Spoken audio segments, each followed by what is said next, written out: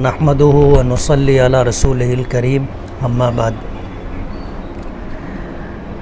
हमारा ये मुल्क हिंदुस्तान दुनिया का सबसे बड़ा जमहूरी मुल्क है।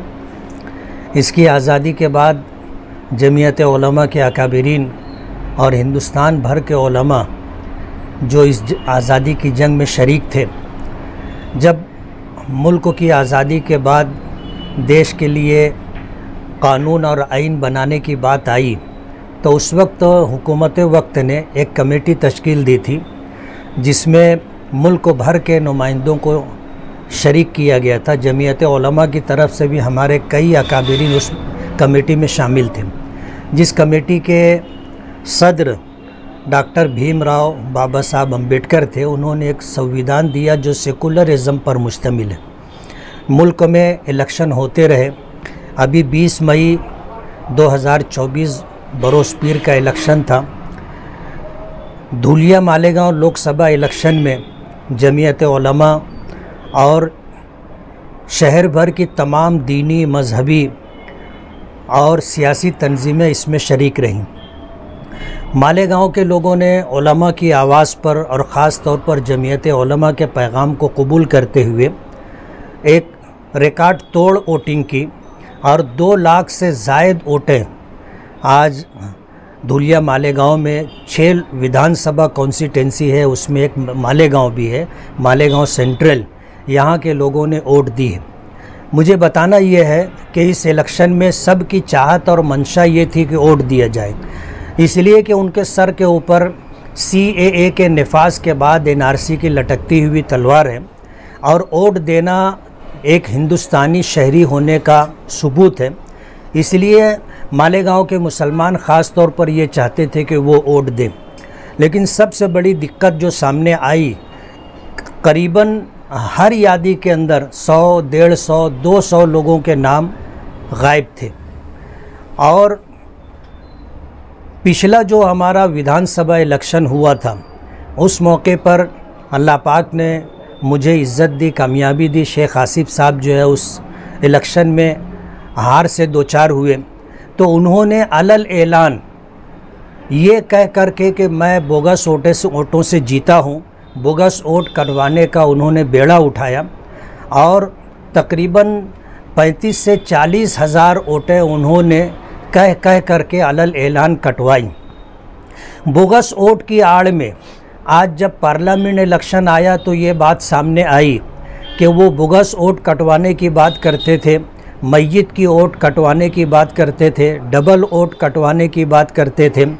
ये ना होते हुए जो मय्यत की वोट है वो तो आज भी यादी में शामिल है, लेकिन जिंदों के वोट काटे गए।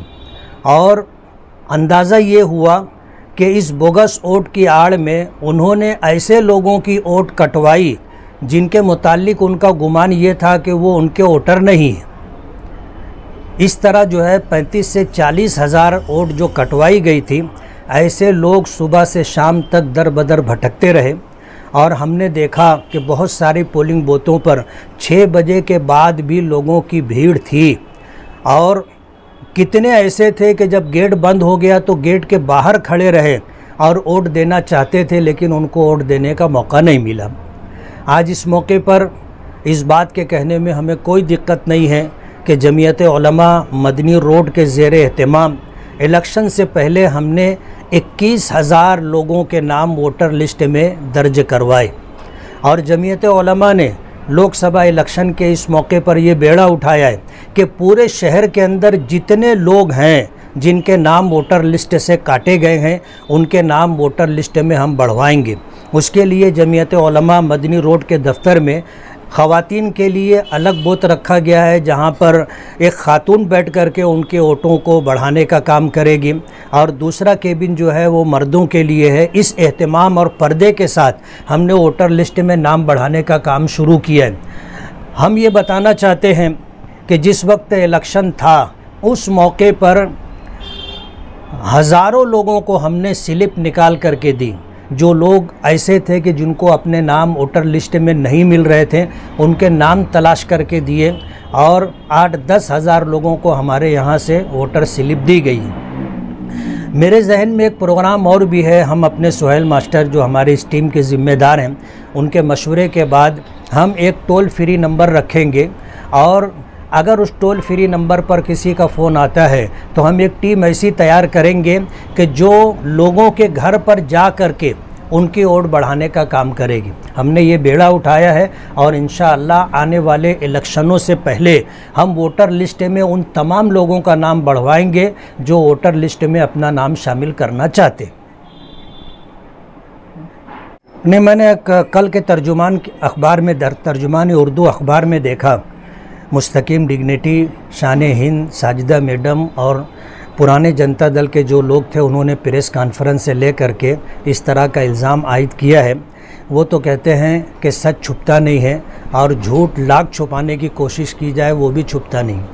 सच उनकी ज़ुबान से निकल गया कि जिस वक्त शेख आसिफ साहब लोगों की वोट कटवाने का काम कर रहे थे, तो उस वक्त मुस्तकीम डिग्निटी ने प्रेस कॉन्फ्रेंस में ये बात कही कि मैं मुफ्ती साहब को अपने साथ ले कर के गया था और प्रांत ऑफिस में जा कर के हमने बात की थी।